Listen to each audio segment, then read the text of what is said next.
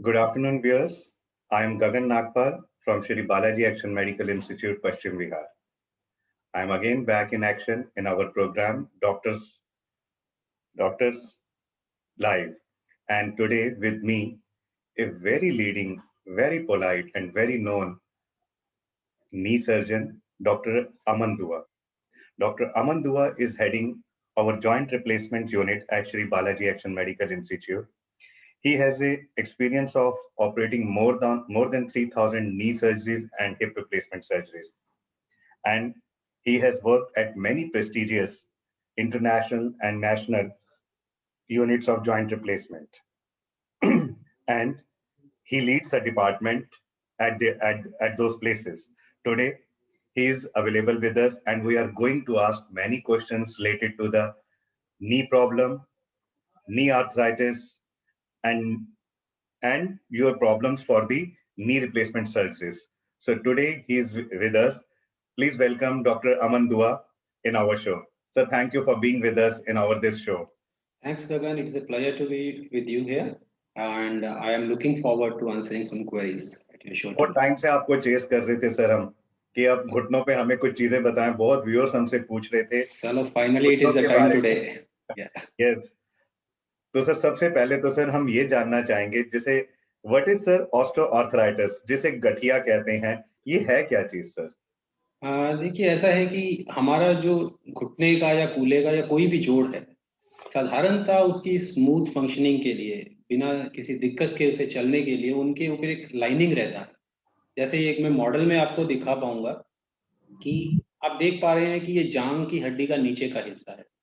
तो हमारे घुटने के अंदर एक ये चिकनी परत रहती है, और जब ये मूवमेंट होती है तो फ्रिक्शन कम करने का काम करती है ये चिकनी परत, तो हमें कोई दर्द महसूस नहीं होता. उम्र के साथ या किसी चोट के बाद, या कई बार गठिया की जो बीमारी इटसेल्फ है जिसकी वजह से कार्टिलेज डिस्ट्रॉय हो जाता है, तो ये कार्टिलेज पूरा डैमेज हो जाता है, और जैसे हम देख पा रहे हैं कि नीचे का हड्डी एक्सपोज होने लगता है. जब मूवमेंट अभी इन रफ सर्फेसिस के बीच में होती है, तब हमें दर्द महसूस होता है. तो हम इसे आर्थराइटिस कहते हैं. जो आर्थराइटिस हम कॉमनली देखने को मिलते हैं, ये बहुत ही कॉमन दिक्कत है आजकल हमारे यहाँ, स्पेशली हमारे सीनियर सिटीजन्स में.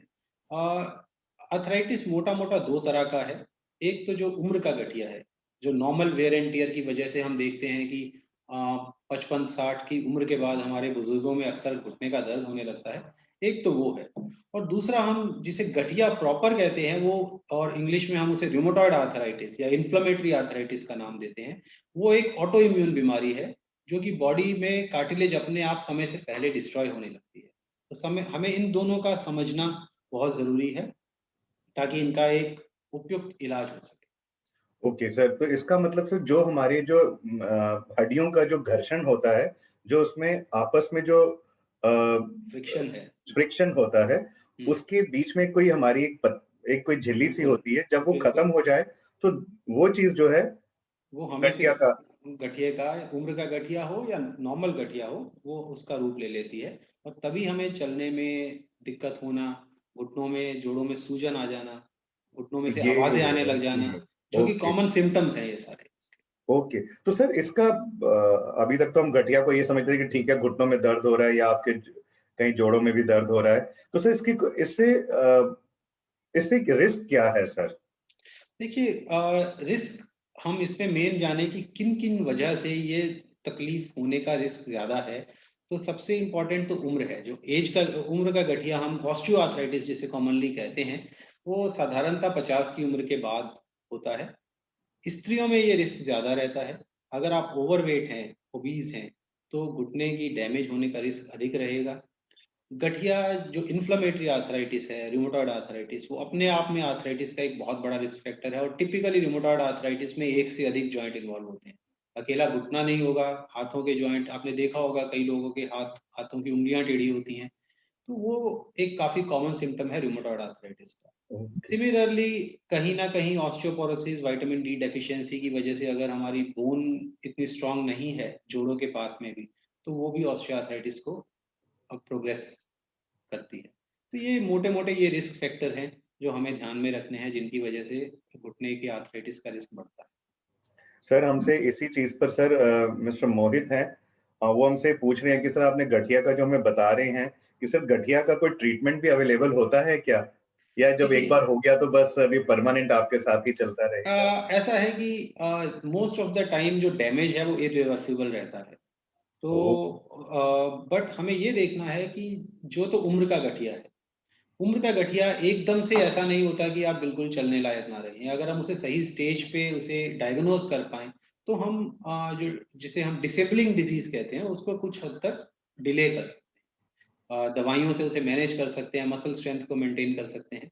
सिमिलरली जो गठिया दूसरा है जिसे हम रूमेटॉइड आर्थराइटिस या एंकिलोजिंग स्पॉन्डिलाइटिस कहते हैं, वो एक इन्फ्लेमेटरी आर्थराइटिस, बॉडी में इन्फ्लेमेशन होती है, उसकी कैटेगरी में आता है। और सही समय पे उसका डायग्नोसिस बहुत ही जरूरी है, क्योंकि टिपिकली जो इन्फ्लामेटरी आर्थराइटिस है वो जल्दी उम्र में होता है। हम देखते हैं कि कई बार स्त्रियों में 30 साल में शुरू हो गया, कई बार तो हम्म। जुवेनाइल रूमेटॉइड आर्थराइटिस है वो टीनेजर्स में स्टार्ट हो जाता है, 15-16 साल की उम्र में स्टार्ट हो जाता है। अगर उसे सही समय पे डायग्नोज किया जा सके तो उसकी जो मेडिकल थेरेपी है, जो दवाइयां चलती हैं, हम उसे डिजीज मॉडिफाइंग ड्रग्स कहते हैं, उनकी वजह से हम जो डिसेबलिंग डिजीज को काफी हद तक सिविरिटी में कम कर सकते हैं और उसके जो आउटकम्स हैं उनको बेटर कर सकते हैं और सर्जरीज और बाकी इंटरवेंशंस को डिले कर सकते यानी सर इससे एटलीस्ट हम इससे क्वालिटी ऑफ लाइफ पेशेंट को हैं। बिल्कुल। प्रोवाइड कर सकते हैं। देखिए जो जो घुटने के आर्थराइटिस की पूरी जो मैनेजमेंट है वो एक्चुअली क्वालिटी ऑफ लाइफ के आसपास ही रिवॉल्व करती है। सो ऐसा नहीं है कि घुटने में दर्द हो रहा होगा तो आपका जीवन बंद हो जाएगा, बट आपकी हम्म। क्वालिटी ऑफ लाइफ ही इफेक्ट होगा। तो पूरा हमें उसी पे फोकस करना नहीं सर, ये तो बहुत इंपॉर्टेंट सर आपने इंफॉर्मेशन हमारे साथ शेयर की कि अगर आप टाइम से डॉक्टर के पास आ जाएं अपनी समस्या को लेके, तो एटलीस्ट आपकी जो लाइफ की जो क्वालिटी है है, वो वो डेफिनेटली हम इम्प्रूव कर सकते हैं। वो इम्प्रूव बहुत हो जाएगी। इससे ये नहीं सोचें कि इससे इसके होने के बाद आपकी आपका लाइफ जो है बिल्कुल ही खत्म हो गई है। नहीं, अगर आप टाइम पर आते हैं और जब ये छोटे जो सर ने बताया कि इस उम्र के 15-16 साल की उम्र में भी अगर ये दिख रही है, तो डेफिनेटली आपको इसको नजरअंदाज नहीं करना अपने रोज की जीवन शैली में। आपने जरूर अपने डॉक्टर से मिलना है इस चीज के लिए।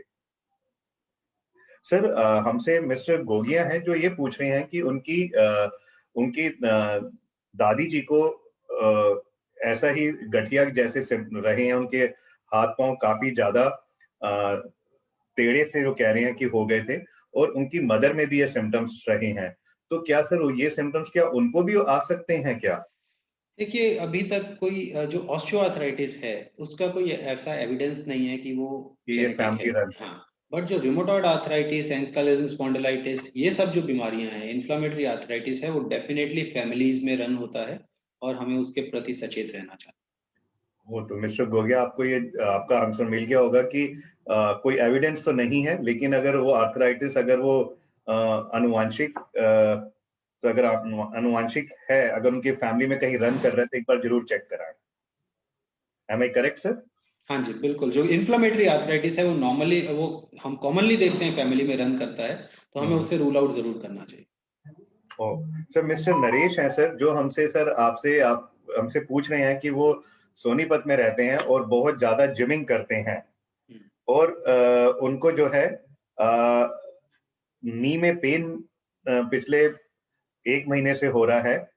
तो क्या ये गठिया का है, और अगर है तो क्या उन्हें एक्सरसाइज करनी चाहिए या छोड़ देनी चाहिए?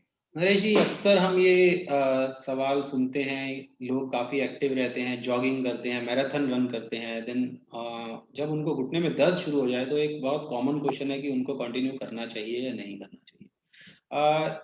देखिए ऐसा है, मैं टिपिकली ये कहता हूँ कि मेरा हमारा यहाँ पे मकसद ये नहीं है कि आप जिस चीज़ को एंजॉय करते हैं हम उसे बंद करवा दें, बट आपको अपनी टॉलरेंस लिमिट और अपनी जो सिविरिटी है उसको खुद जज करना है। और मुझे लगता है कि अगर बिल्कुल बंद नहीं तो आपको अपनी एक्टिविटीज को थोड़ा कंट्रोल तो करना ही है, कि अपनी एक लिमिट को पहचाने कि कहाँ तक आप जा सकते हैं। टिपिकली मैं ये बोलता हूँ कि अगर हम एक ऑर्डर ऑफ प्रेफरेंस की बात करें, घुटने के दर्द के साथ हमें कौन सी एक्सरसाइज करनी चाहिए और कौन सी नहीं करनी चाहिए, तो एक ऑर्डर ऑफ प्रेफरेंस में स्विमिंग सबसे ऊपर आता है। मैं सभी अपने मरीजों को बोलता हूँ कि स्विमिंग एक तरह से बेस्ट एक्सरसाइज है, क्योंकि जब आप स्विमिंग कर रहे हैं तो आपके घुटने एक्सरसाइज तो कर रहे हैं बट उनके ऊपर कुछ वजन नहीं आ रहा है, तो you are not damaging them further. Similarly swimming के बाद अगर हम बात करें तो cycling is a very good exercise. Cycling से भी आपका जो वजन है वो साइकिल की सीट पे जा रहा है, घुटने एक्सरसाइज कर रहे हैं बट वजन नहीं बियर कर रहे, तो डैमेज का रिस्क कम हो जाता है। उसके बाद जो अगली एक्सरसाइज होगी वो ब्रिस्क वॉक होगी। आप सुबह देखते हैं हमारे सीनियर सिटीजन पार्क में वॉक कर रहे हैं, वो अपने आप में बहुत अच्छी एक्सरसाइज। उसके बाद ओपन में जॉगिंग या रनिंग, और लास्ट जो हमारी प्रेफर्ड एक्सरसाइज है, लास्ट जो मैं अक्सर लोगों को अवॉइड करने को बोलता हूँ, जहाँ अगर नी में पेन स्टार्ट हो गया है तो वो ट्रेडमिल पे भागना है। तो अगर हम मोटा मोटा इन चीजों को फॉलो करें, best is swimming followed by cycling followed by brisk walk followed by running in open, last is running on a treadmill. Harish ji, I think आपको इसका बहुत अच्छे से जवाब मिल गया होगा डॉक्टर साहब से कि अपने आप को आपने मॉडिफाई तो जरूर करना पड़ेगा, और अगर फिर भी कोई समस्या है कुछ है तो आप आकर डॉक्टर साहब से कभी भी 9 से 4 के बीच में उनकी ओपीडी में, जो कि 8155 में होती है, प्राइवेट ओपीडी में कभी भी आकर मिल सकते हैं। सर, ये तो अभी तक हम समझ रहे थे गठिया, और गठिया से जो आपने हमें समझाया कि हम क्या इसके रिस्क फैक्टर्स हैं, क्या ट्रीटमेंट ऑप्शन है, क्या सर हम इसको प्रिवेंट कर सकते हैं कि ये हो ही ना सर? देखिए, प्रिवेंशन पे देखा जाए तो सबसे इम्पोर्टेंट दो फैक्टर्स हैं। एक है अपने वजन को मैनेज करें। हमारे यहाँ आजकल जंक फूड का प्रचलन बहुत है, हम लोग सेडेंट्री होते जा रहे हैं, हमारी फिजिकल एक्टिविटी बहुत कम होती जा रही है, तो ओबेसिटी इवन हम अपने बच्चों में भी देखने लगे हैं कि ओबेसिटी और ओवरवेट एक कॉमन चीज है, तो हमें उस चीज को अवॉइड करना है। सेकंड, जो हमें मालूम है कि जो डेफिनेटली गठिए के नी आर्थराइटिस को डिले करती है, वो है रेगुलर एक्सरसाइज। अगर आप एक एक्टिव लाइफस्टाइल मेंटेन कर रहे हैं और एक अच्छा वजन मेंटेन करने हैं जो आपकी हाइट के हिसाब से अप्रोप्रिएट है, ये दो चीजें सबसे जरूरी है। और तीसरी चीज है कि इंजरीज को अवॉइड। अगर आप एथलीट हैं तो वार्म अप अच्छे से करें, आप जिम कर रहे हैं तो वार्म अप अच्छे से करें, ताकि जो सडन जर्क्स की वजह से जो इंजरीज होनी है और जिससे कार्टिलेज डैमेज हो सकती है और फर्दर प्रोग्रेस हो सकता है आर्थराइटिस, हम उसे अवॉइड कर सकते सर, हमसे एक व्यूअर है जो हमसे क्वेश्चन पूछ रहे हैं कि सर अगर मैं विटामिन डी को अपना ठीक रखूं तो क्या मैं गठिया से बच सकता हूं क्या? हैं। देखिए, ऐसा है, विटामिन डी जैसे मैंने पहले भी रिस्क फैक्टर्स की बात की, तो वो एक फैक्टर है।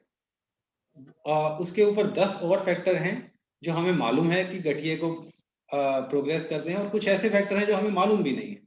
तो विटामिन डी डेफिनेटली हमें नॉर्मल लिमिट में रखना है, but at the same time हम बार बार डिस्कस करते हैं सेल्फ मेडिकेशन। अगर आप विटामिन डी बहुत ज्यादा लेंगे तो कहीं ना कहीं आप उसके टॉक्सिक लेवल्स पे पहुंचेंगे, तो हमें एक अप्रोप्रिएट डाइट मेंटेन करें, अपनी जो नॉर्मल सोर्स ऑफ कैल्शियम है उस पे ऊपर फोकस करें। विटामिन डी सप्लीमेंटेशन अगर चाहिए तो अपने डॉक्टर के कंसल्ट करने के बाद यस, लीजिए। बिल्कुल। सेल्फ मेडिकेशन किसी तरह की भी रिकमेंड नहीं करूंगा। ये बहुत ही घातक होती है क्योंकि हमें पता नहीं होता कि इसके साइड इफेक्ट्स क्या हैं। तो व्यूअर्स, कभी भी मेडिसिन को अपने हिसाब से नहीं लें, अपने डॉक्टर से जरूर बात करें। सर, हमसे सर मिसेस मिसेस निर्मला हैं, जो कि कह रही कि मैं सीनियर सिटीजन हूं, एंड वो ये जानना चाह रही हैं कि नी रिप्लेसमेंट जो है वो मैं किस एज पे करा सकती हूँ? देखिए, इसका कोई एज नहीं है। अक्सर हम ये कोई सवाल सुनते हैं, कोई पेशेंट 75 है तो कह रहे हैं अब तो बहुत उम्र हो गई, तो अभी कराने का फायदा होगा या नहीं होगा, या फिर 55 के हैं तो बट चलने में बहुत दिक्कत है, वो पूछेंगे कि अभी तो बहुत जल्दी है। ऑल्दो जो भगवान का दिया हुआ घुटना है, जो नेचुरल नी है हमारा, हम भी चाहते हैं कि पेशेंट जब तक हो सके उन्हीं से काम अपना चलाएं, और सर्जरी को जहां तक हो सके हम डिले कर सकें। But at the same time हमें ये देखना है कि पेशेंट की नॉर्मल एक्टिविटी कितनी अफेक्टेड है। अगर आपको लग रहा है कि आपकी एज तो 55 है बट आप बिल्कुल होम बाउंड होते जा रहे हैं घुटने की वजह से, आपको अपने रूटीन के काम के लिए पहले सोच, मार्केट जाना है बट आपको सोचना पड़ रहा है कि नहीं जाऊं तो बेटर है, किसी फंक्शन को अटेंड करना है, नहीं जा पा रहे हैं, तो प्रोबेबली उसे वेट करना इतना अच्छा आइडिया नहीं है, क्योंकि धीरे धीरे अगर आप वेट कर रहे हैं, अपनी एक्टिविटी को कंफाइन कर रहे हैं, तो कहीं ना कहीं आप आपकी मांसपेशियों को वीक भी कर रहे हैं साथ में, तो हमारी रिकवरी भी उतना ही इफेक्ट होगा। सिमिलरली अगर हम एज के दूसरे स्पेक्ट्रम की तरफ जाएं, 75 80 की तरफ, तो बहुत सारे मरीज हम इवन 85 90 की एज पे भी ऑपरेट करते हैं।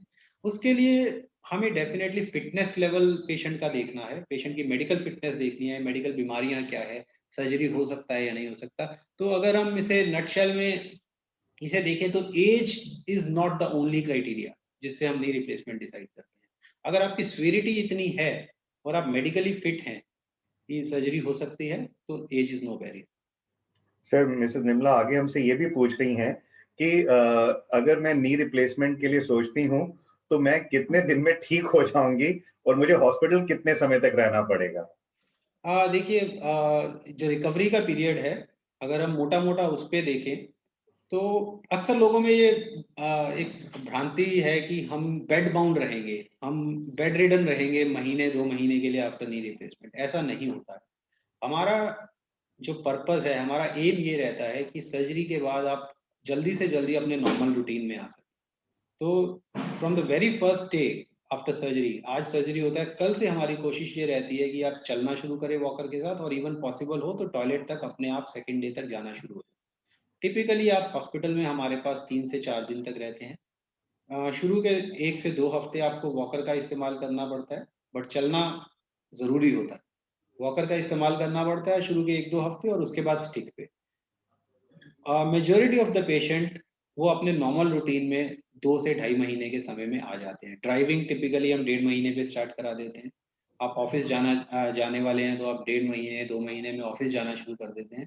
तो रिकवरी उसके बाद भी चलती रहती है, क्योंकि जो मांसपेशियों की वीकनेस आपकी ओवर द इयर्स डेवलप हुई होती है, उसे वो तो आप जैसे जैसे एक्सरसाइज करेंगे आप मांसपेशियों में स्ट्रेंथ गेन करेंगे।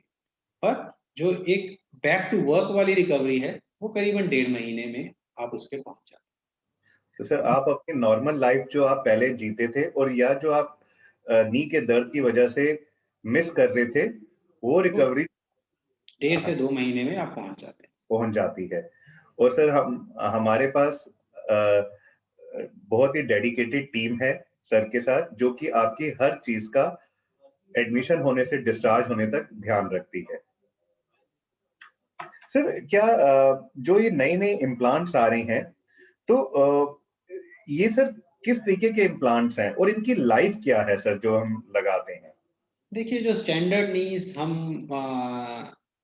यूज कर रहे हैं, टिपिकली जो primary knee majority of cases में यूज होता है, वो इस तरह से एक सिल्वर कलर का नी रहता है। आप देख पा रहे हैं या नहीं ये सर थोड़ा सा आपको कैमरे के सामने लाना पड़ेगा।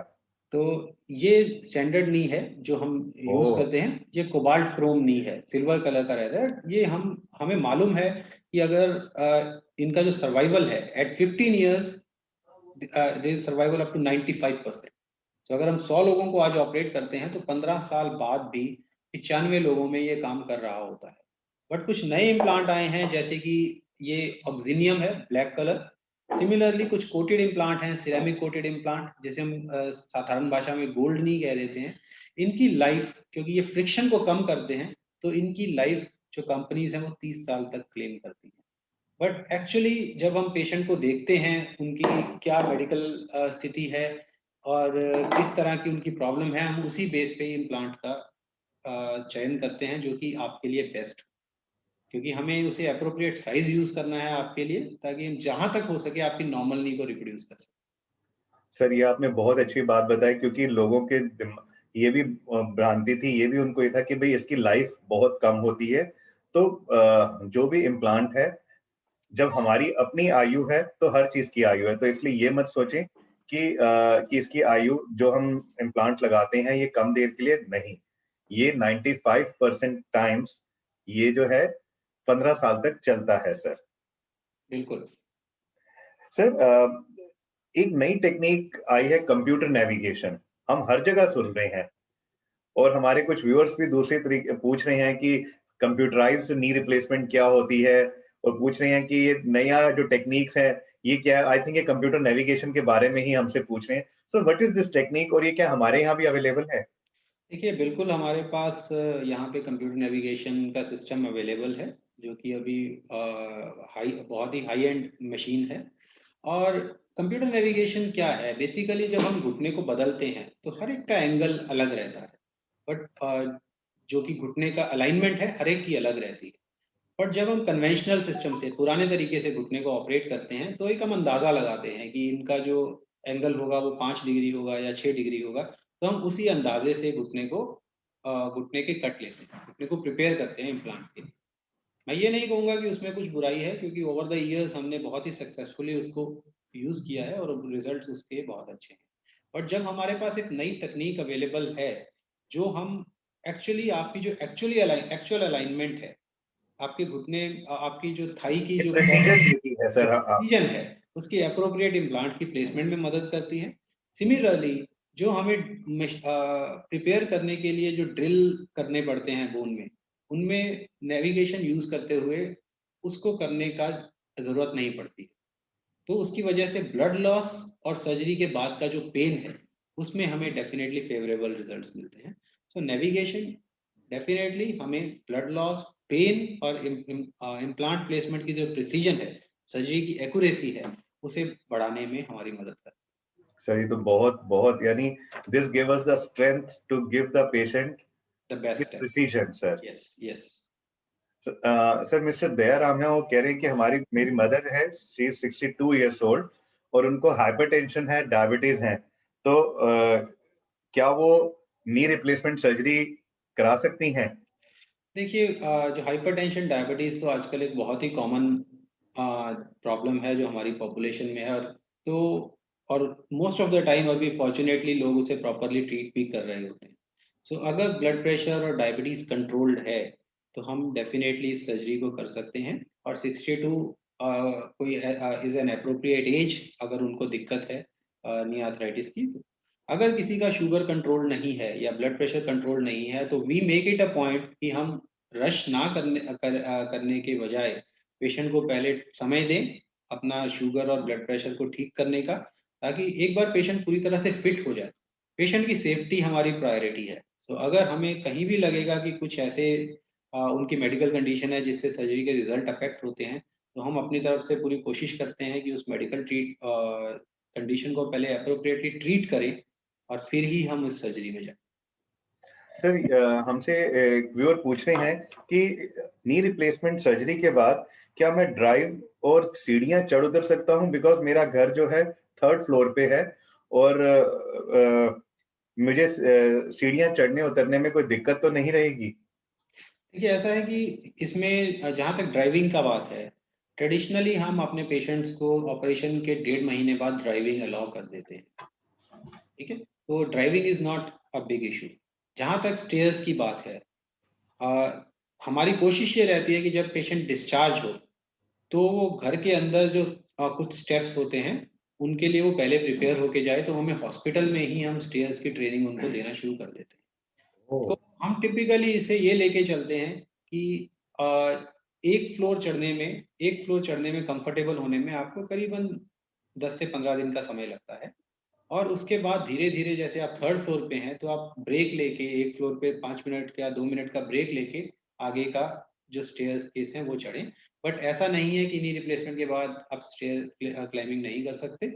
आप एक्चुअली 2 महीने के बाद अपना जो नॉर्मल रूटीन है, जिसमें स्टेयर क्लाइंबिंग इंक्लूडेड, ड्राइविंग, ये सब कुछ आप सही तरीके से कर पाते सर आपने इतनी अच्छी हमें जानकारी दी है आज ऑस्टो आर्थराइटिस पे और नी रिप्लेसमेंट पे, कि जो लोगों की डिफरेंट डिफरेंट भ्रांतियां थी वो मुझे लगता है कि हमने काफी हद तक उनको एड्रेस किया और दूर हुई होंगी।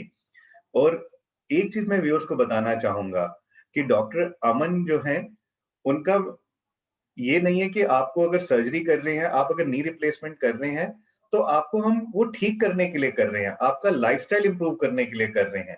आपको दोबारा बीमार करने के लिए सर्जरी नहीं है। ये सर्जरी आपको आपकी जो हॉल्ट हो गई थी आपकी life because of the knee pain, वो उसको दोबारा से गति देने के लिए है। मैं सर ठीक कह रहा हूं sir?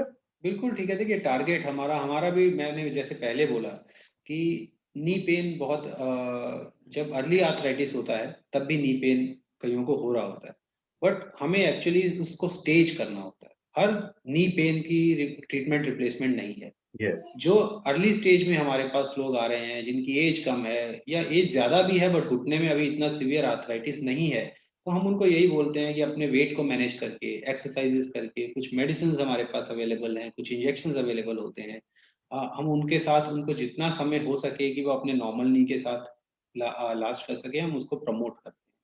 But at the same time मैं ये भी कहता हूँ कि अगर वो स्टेज आ गई है, अगर आप स्टेज 3 स्टेज 4 आर्थराइटिस में हैं, चलना आपका मुश्किल होता जा रहा है, देन आप अपनी एक लेवल ऑफ मोटिवेशन के साथ, अपनी विल पावर के साथ, अपने पूरी इच्छा शक्ति के साथ अगर आप इस सर्जरी में जाते हैं तो रिजल्ट्स कहीं बेहतर रहते हैं।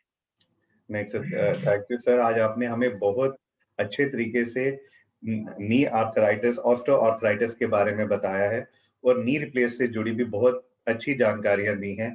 Thank you sir for being with us. But thank you sir. Definitely sir, we want to take your take home message for all the viewers of ours. देखिए, मैं यही कहना चाहूँगा कि प्रिवेंशन हमेशा क्योर से बेहतर है। सो अगर हम अर्ली एज से ही अपना फोकस अपने वजन को मेंटेन करने में, अच्छे बॉडी वेट को मेंटेन करने में और एक्सरसाइजेस में, अपनी एक्टिव लाइफस्टाइल को मेंटेन करने में लगाए, तो हम नी जो पेन है उसको काफी हद तक डिले कर सकते हैं। सिमिलरली, जब हमें दिक्कत शुरू हो गई है, किसी तरह की भी सेल्फ मेडिकेशन, अनफॉर्चुनेटली हमारे देश में दर्द की दवाइयों के लिए आपको प्रिस्क्रिप्शन की भी जरूरत नहीं होती है। यस, आप इवन स्टेरॉइड तक लेके भी केमिस्ट की शॉप से खा सकते हैं। तो मैं इस चीज को कहना चाहूंगा कि हमारे जो ऐसा जितने भी ना व्यूअर्स करें। हैं इसको अवॉइड करें, क्योंकि हर चीज का साइड इफेक्ट है, बिना साइड इफेक्ट के कोई मेडिसिन नहीं है। अगर आपको दिक्कत शुरू हुई है तो पूरे फेथ के साथ, पूरे ट्रस्ट के साथ डॉक्टर से कंसल्ट करें। हम यहाँ आपकी जो प्रॉब्लम है उसको सॉल्व करने के लिए।